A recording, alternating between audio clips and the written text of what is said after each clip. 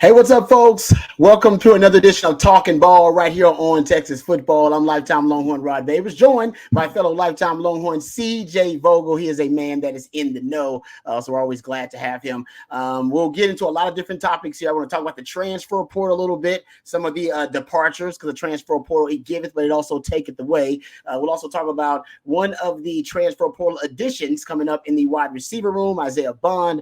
You had a really interesting comment on our live stream yesterday, CJ, that I want to dive a little bit deeper into. It sparked something that I think we may see, a concept scheme addition this season with Steve Sarkisian and that new look wide receiver room. So we'll get into that as well. Also, I want to talk about Coach Akina. A lot of buzz about Coach Akina, what he could bring to the table for the Longhorns as an analyst. If that's confirmed and solidified, so we'll talk about that. What Coach Akina could also bring to the table for the Longhorns. So we got a lot of different topics here on Texas Football. Before we get started, though, let me thank our wonderful sponsor, of course, Longhorn Wealth Management Group, and John Donovan, the president of Longhorn Wealth Management Group. John is a proud lifetime Longhorn, like ourselves, Texas Ex's Life member, and his wife, and all 6 of John's siblings are also UT grads and lifetime Longhorns. So it is this deep Longhorn family tradition that led John to dedicate his firm to providing total wealth management for Texas alumni, employees, family, and friends.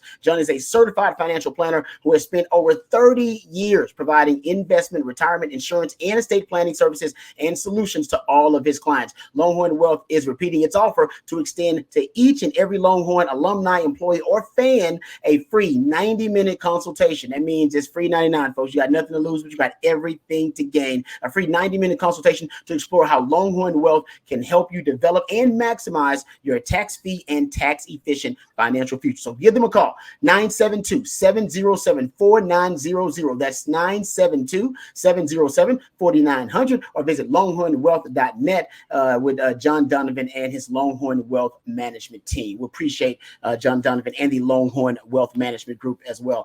All right, CJ, how you doing? First of all, how's everything going, brother? Hey, we're doing well. We're staying warm over here, and that's all we can really hope for at this point. It's cold. I know it is cold, but you know what, man? I lived in Detroit. I lived in Hamilton, Ontario for a while. I lived in New Jersey. Different types of cold up there, different kind of cold. All right. And I will admit, I don't know why God wanted me to get acquired by cold weather teams. I think if I'd have got acquired by some warm weather teams, I think I'd have been a lot better. But drafted by the Giants, played for the Detroit Lions, played for the Bears, played for the Broncos. The only warm weather team I played for was Tampa Bay. That was it. Tampa Bay, man. That's a lot of cold. That's a lot of snow. That's a lot. Exactly. After Austin Summers, too, I bet. Oh. Yeah, so you get what I'm talking about, man. It hurt me a little bit, but it's all right. There ain't no excuse, but still, I feel y'all out there. It gets cold, but I think it's happening in every part of the country. So we'll get into some of the Longhorn updates here. I want to start with the transfer portal, CJ. You've been on top of it. What's the latest in the transfer portal departures? We'll get into the additions. We've talked a lot about Isaiah Bond, the latest addition via the transfer portal, and we'll talk about some of the targets in the transfer portal still. But what about the latest Longhorn who has departed the 40 acres via the transfer portal, who has found a home? Yeah, actually a second Longhorn from this portal cycle ending up at Auburn. That is Jaron Thompson, the former Texas safety, will be sticking around in the SEC. He's joining Trill Carter in that Auburn portal class. So credit to the two sides, obviously, finding a new home, staying in a very top tier of the SEC as well. So right now I'm looking really at Keaton Crawford as the next Longhorn to find a home. He's really the only one alongside Chris Ross who has yet to find a home of the 13 players who have departed via the portal this year from the Texas roster. But Texas and Auburn don't play each other next year unless it's in the SEC championship. So that's something worth noting. But at the same time, Trill Carter, Jaron Thompson, soon to be Auburn Eagles for 2024. That's exciting. Nice to see them finding a home as well. So best of luck to them. And I hope, they have a lot of success, except for when they play Texas, if they do. Now, you brought up a good point. So the only Longhorns who haven't found a home yet via the transfer portal departed, Keaton Crawford. Is Charles Wright still out there without a home? And he made he found a home yesterday with App State, so he's heading out to the East Coast, Appalachian State. All right. Shout out to, I got to write that down. I'm behind. There you go. That's why my man CJ is here. He's in the know. He's breaking news to me while we on the show. What's this? Is it Chris Ross? Is Chris Ross found a home too? Did I miss one on He's him? not. He's one of the two. It's Chris Ross and Keaton Crawford. We're still waiting to see where they'll land. But so far, like I said, 11 of the 13 finding new homes, and a lot of guys going out to the East Coast, Coastal Carolina, Duke out there as well. So a little interesting there. No, I listen. I always keep up. This is weird, man. The transfer portal is strange. It turns you into kind of a cyber stalker. At least it's turned me into a bit of a cyber stalker. I like to stalk my exes. Only cyber stalking though. You know what I mean? I check up on them every now and then, see how they doing. Because you know what? I want them to be doing well. All right. Some people, when they check on their exes, they're hoping their exes are doing bad, hoping like, oh, she just was involved with a breakup, or hopefully she lost her job. No. When I check on my exes, I hope they're doing really well, because it shows me that I got good taste. All right. That Rod B's got good taste, that I got a good picker. I know how to pick them. All right. Even when Rod B is no longer, in a relationship with them, it didn't work with us. They still go on and flourish and accomplish and achieve great things. That's what I think what you want for your transfer portal guys. I think you ultimately want them to be coveted by other schools, and you want them to land at either like institutions, Power 5 programs, or at least if they are going to drop down in competition level, that it's not a drastic drop down. All right. They're not going D2, D3. They're dropping down from Power 5 to Group of 5. And I think that's what you're seeing with the Longhorn guys. If there is a drop off, it's not a drastic one. So I really do. I like that. Like I said, by the way, I do not promote stalking or cyber stalking. All right. If you do it with a there you go. I'm not promoting that at all. No, I'm just trying to make an analogy with my take there. All right. Speaking of the transfer portal, I believe with the defensive backs, they and the wide receiver room have probably been hit the hardest out of departures period, not just transfer portal guys. Talking about guys going to the NFL, exhausting their eligibility. Obviously, guys hitting the transfer portal as well. And I believe the number for defensive backs, is it 7 DBs total that will be leaving, either declaring for the NFL draft like Ryan Watts or departing via the transfer portal? They've been hit pretty hard. We'll talk about the DBs here in a second. But that group's been hit pretty hard. And, Coach Akina, a lot of people have talked about the possibility of one Coach Akina coming in as an analyst. And all the reports are that it's going to happen. And it's damn near crossed the finish line. I just don't know if they've officially crossed it, but I believe they're really, really close. And people have asked me over and over again, exactly, what do you think that Coach Akina can provide, like as an on-field analyst? Because he's not going to be he's not going to be able to coach the players on the field, because he's not a position coach. And he's not recruiting. You probably know these rules better than I do, CJ. He's not recruiting either. So he's an ace recruiter. He's a rainmaker, in my opinion. But you won't get that aspect because his personality is so dynamic. So he's a great recruiter on the recruiting trail. What you're going to get from Coach Akina is the football theorist, because he's going to be doing a lot of self-scouting and with a lot of advanced scouting, if you will, for the Longhorns. And I think even in that capacity, he could be hugely, tremendously helpful and be an asset for the Longhorns. And talk about the self-scouting, right? You guys have heard me ad nauseum over and over again. I've been talking about there are different elements, different concepts that have given this Texas team trouble. Just different concepts throughout the season. I talked about it. Targets to bunch formation. These are closely clustered groups of receivers, tight twins, stacked twins. We've talked about the inside breaking routes. Leverage was an issue for this Longhorn football team for a long time throughout the season. Leverage has been an issue. Them passing off routes in coverage, being able to communicate better in coverage. These are all little things that I know Coach Akina could help with. I mean, he could come up with certain solutions, give you options to help you solve these problems that the Texas Longhorns are facing. These are things, like I said, that I've documented that they faced all throughout the season, and even in the last game of the season versus Washington. Once again, these concepts reared their ugly head. Inside breaking routes, targets to bunch formation, and Texas still unable to solve these issues. This is something that Coach Akina can come in immediately, watching film on Texas, self-scouting, and come up with creative solutions to help Texas based on the personnel they have and based on the players they have. The football IQ automatically, if he gets any time with these DBs, it'll go through the roof. I'm excited for Jadae Barron coming back, who we'll talk about in a second, that he's had access to Gary Patterson in his time here at Texas, and now with Coach Akina here at Texas.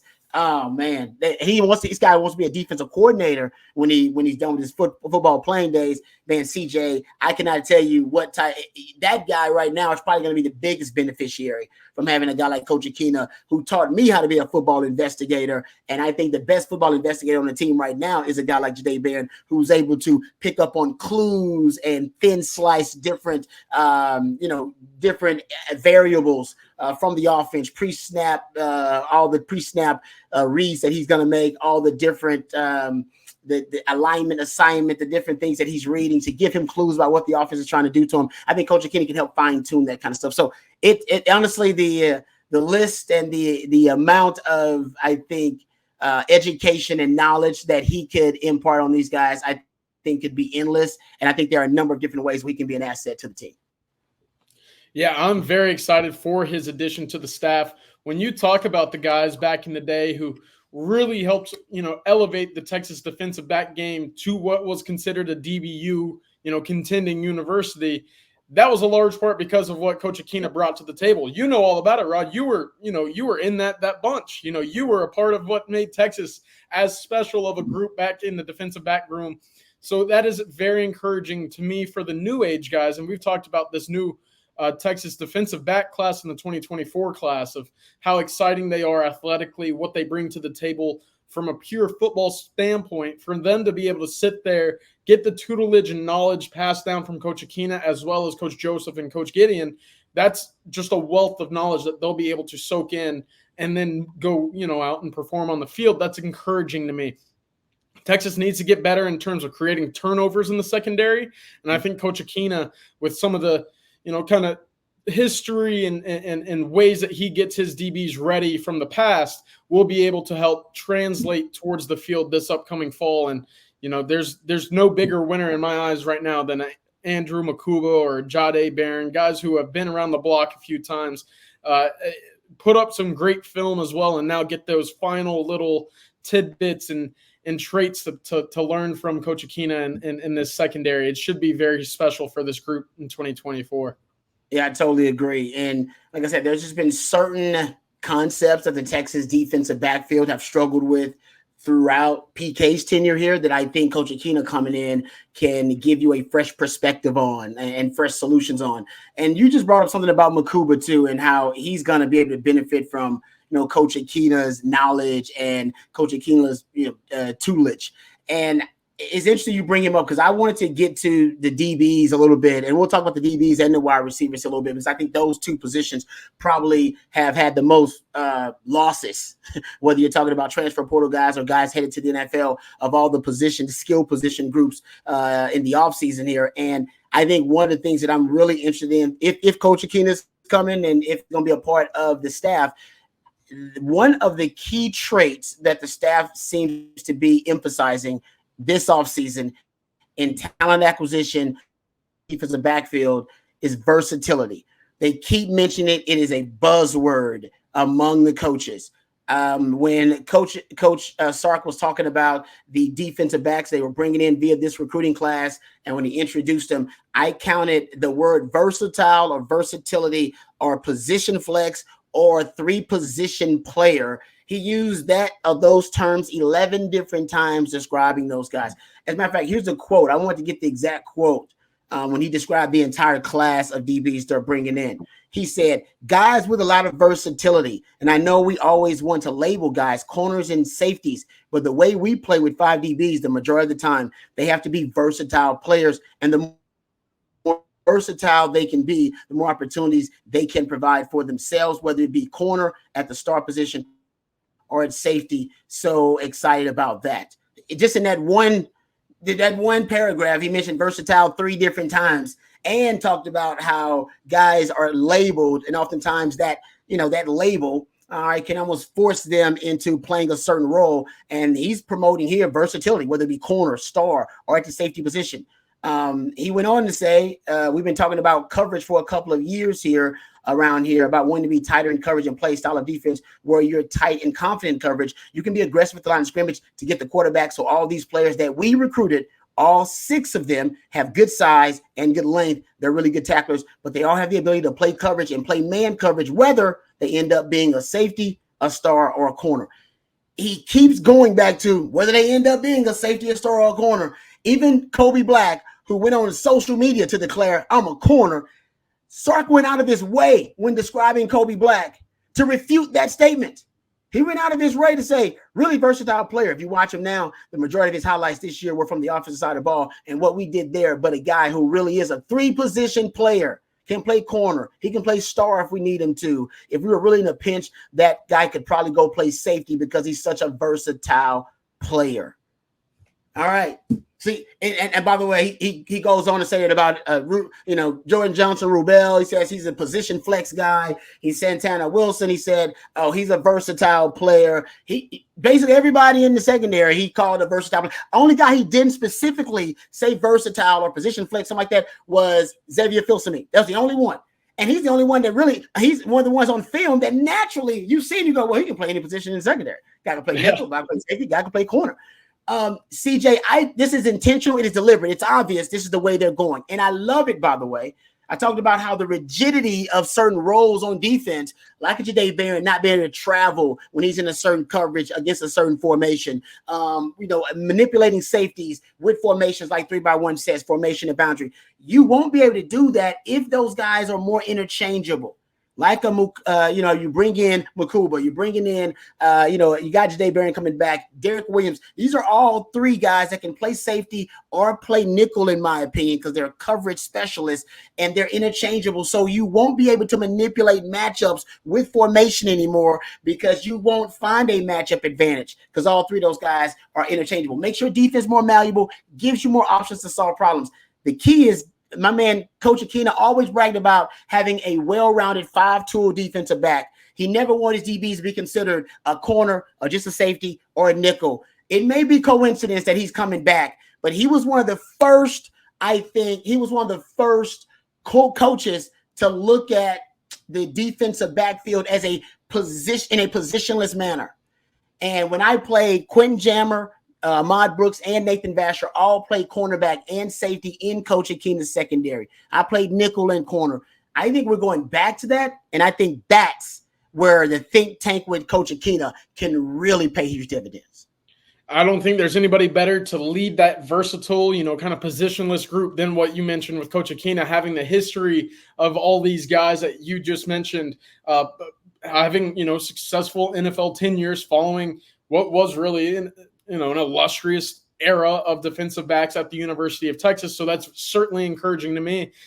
Funny enough, you mentioned Xavier Filsaime and how you watch the film. You think, yeah, this guy, as natural as anywhere he could be on the field. Sarkisian actually went out and said he looks like he was built in the lab simply to play safety. I think he was probably the only one where he was like, you know what, maybe not. We know what he's going to be because that's just how – he jumps off the film at you whenever you watch him at the safety position. I love what you talked about. And one thing that hasn't been brought up a lot, when you talk about this defensive back group specifically, there's a lot of length. Not necessarily the tallest guys. You look at Jordan Johnson Rubel, he's he only about 5'9", 5'10", but he makes up for it in his football IQ. But you go out to the cornerback positions, Wardell Mack, Santana Wilson, two guys that have just great arm length at the cornerback position. You can take that onto the interior. You can keep them out wide, and they'll still fit what you want to do because they can, necessarily they just have that reach. They can do it, and I think that's encouraging as well because you can throw them anywhere on that Texas secondary and see the athleticism, the mobility that will translate, but also the football IQ and the ability to have an arm length that will contend with just about any type of wide receiver or tight end, even at the safety spot, that they will see at the next level. And I believe Terrence Brooks has a long arm wingspan, doesn't he? Isn't he like some ridiculous? Oh, yeah. Like 75 plus wingspan, something crazy like that with him. And Malik Muhammad, I don't know what his wingspan is, but he's a long, rangy guy. They definitely seem like they're recruiting that trait among their DBs. They want that wingspan. They want that length. That's a really good point there, CJ. So let's flip the script a little bit. And by the way, one other thing, put a nugget on the positionless football conversation. Because I've said for like 5 years, I think the future of football is positionless football. And the NFL is getting there too. Hell, Shanahan's offense is essentially this. It's a multiplicity monster, right? It's built on multiplicity and malleability and all these different movable chess pieces on offense with Christian McCaffrey and Deebo Samuel and Kyle Juszczyk and all those guys. And you go look at, I think some defenses are now starting to get on that. Dan Quinn's big on positionless football, defensive backfield. That's why he likes the DeMarvion and Overshown. You go look at Texas back seven now, at least a projected one. Anthony Hill's a guy you move around the chessboard. You put him on the edge, you put him at off-ball linebacker, you blitz him, you drop him back in coverage. He's your version of Micah Parsons. You also got Mo Blackwell's got to play safety. Hybrid guy that also plays linebacker. We just broke down the defensive backfield you're bringing in. Hell, Jabay Barron should probably be considered one of the most versatile defensive backs out there. Makuba as well. And the DBs you're bringing in are really versatile. You go look at all throughout that defense, it seems like more and more that position flex is going to be prioritized. And I think that's important. All right, let's get to another trait you brought up about the wide receiver. So we're talking about traits that are being coveted and prioritized by this coaching staff at the skill positions. At wide receiver, you brought this up yesterday on live stream. I thought it was really important. That speed, Sark is, he's always prioritized speed, but it seems with this group that, man, there's a unique explosive commonality between it. Even if they don't have the track times like a Matthew Golden, you cut on the film and you go, well, that guy in space is going to be a problem. Yeah. Jonte Cooks, he might not have a track time, but he's explosive, right? He's a long jumper, triple jumper kind of guy. It seems like that Sark is going to have potentially a more explosive wide receiver room this season than he's ever had here at Texas. A.D. Mitchell's a great receiver, but he's going to go to the combine and they're going to want to see him run a fast 40 to prove he's got that kind of vertical speed.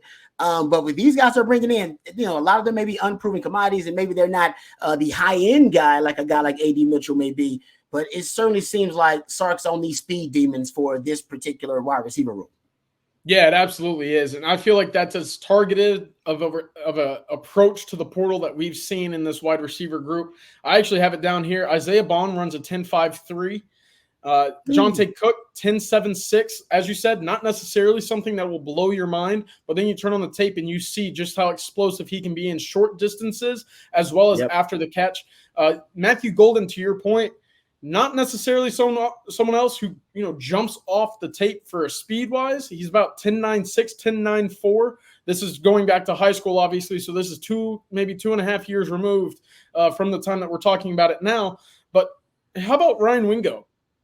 10.6 at 6'2". Yeah. That's a different type of speed because that's not the kind of jittery, closed circuit, tight spaces that you can kind of see it, wiggle through certain defenders at a time. No, that's straight line speed at 6'2" that you can go up and just out physical and bully people. That's impressive stuff. And then Silas Bolden was the other one I wanted to mention. He's a 10.5, 10.6 kid out of California as well. That's a guy who the change of direction on double moves, ball in the backfield, give him the ball in space. He will make guys miss and he will create yards after catch almost immediately as a result.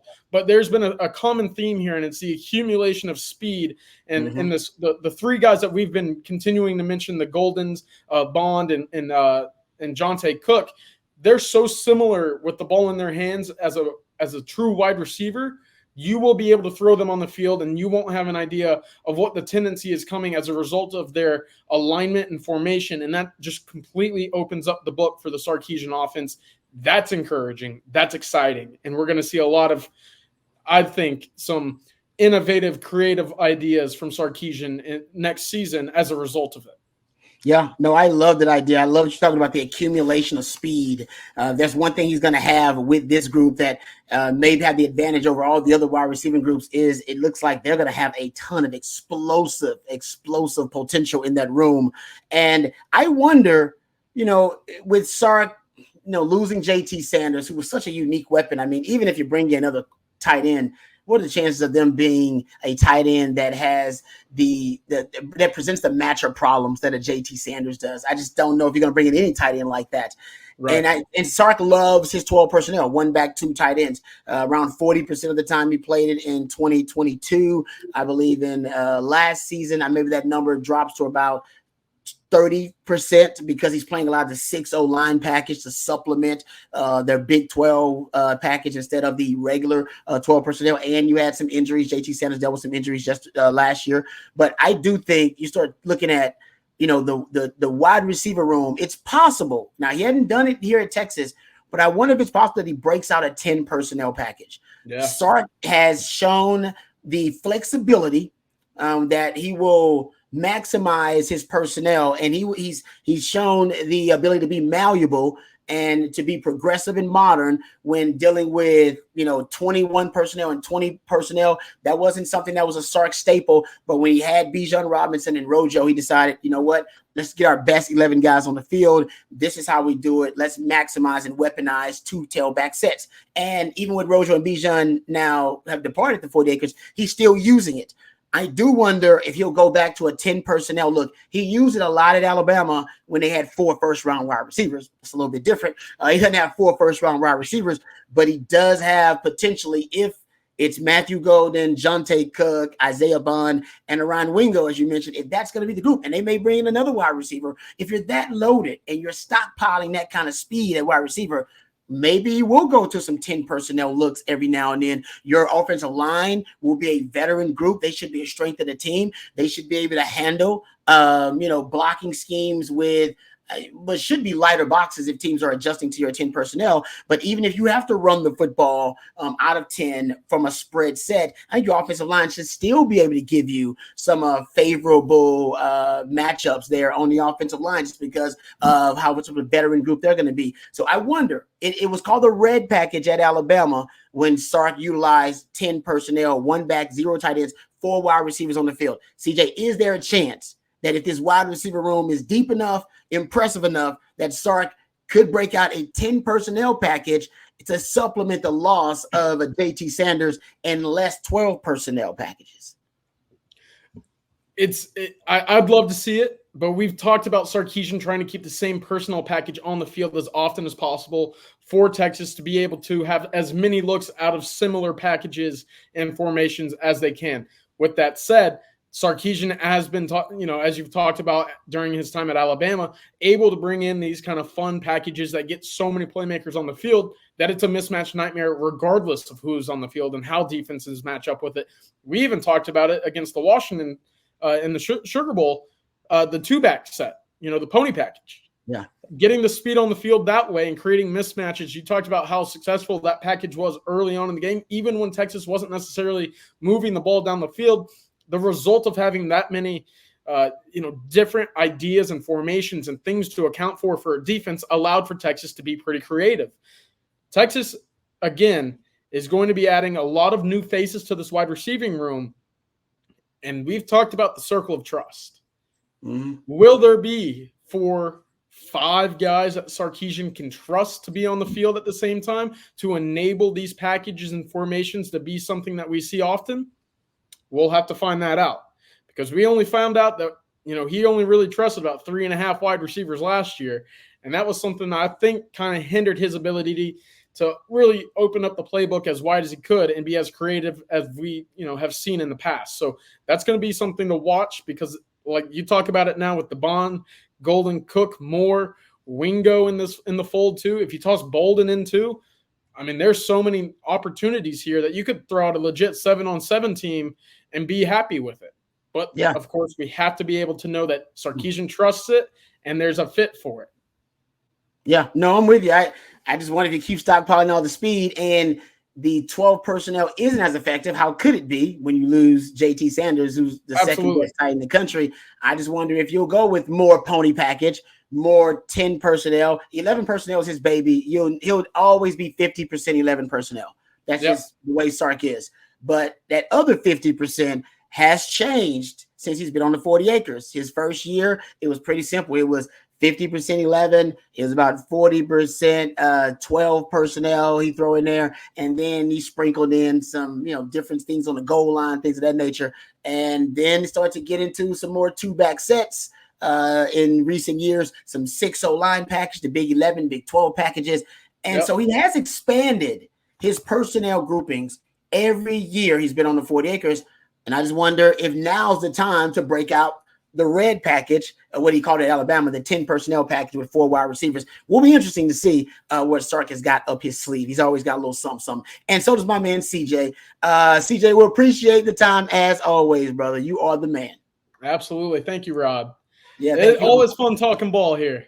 Oh man, always it goes by too fast. It just flew by. I realized, oh man, we've been talking ball for like 30 minutes. That's probably the end of the show. But trust me, folks, next week we'll be back to break down more Longhorn football. Before we get out of here, though, let's thank our sponsor one more time. John Donovan, president of Longhorn Wealth Management Group. John is a lifetime Longhorn, proud Texas Ex's Life member, and his wife and all 6 of John's siblings are also UT grads. So it is this deep Longhorn family tradition that led John to dedicate his firm to providing total wealth management for Texas alumni, employees, family, and friends. John is a certified financial planner who has spent over 30 years providing investment, retirement, insurance, and estate planning services and solutions to all of his clients. Longhorn Wealth is repeating its very special offer extended to each and every Longhorn alumni, employee, or fan, a free 90-minute consultation. That's free 99, folks. You can't beat that price, to explore how Longhorn Wealth can help you develop and maximize your tax-free and tax-efficient financial future. So please give John Donovan and his Longhorn Wealth team a call